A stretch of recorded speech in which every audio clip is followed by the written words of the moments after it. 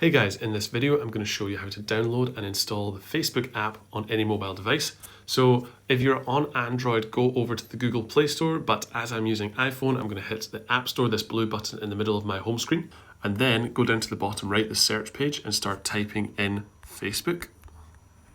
Press search in the bottom right, and then skip past the first advertisement and go to the Facebook Blue app right here. And then on the right side of the listing, there will be, if you've not downloaded it before, there will be a button that says Get, or this, if you have downloaded it before, it will have this blue cloud icon with a downwards pointing arrow. Either way, press it and let the app download on the device.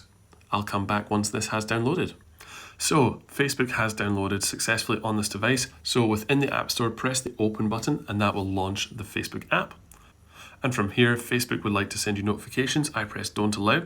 And then from there, save your login information. And from there, guys, if you have not downloaded the app before, you'll have to log in to your account or sign up for an account. As I've logged in before, it just automatically loads you into Facebook right here.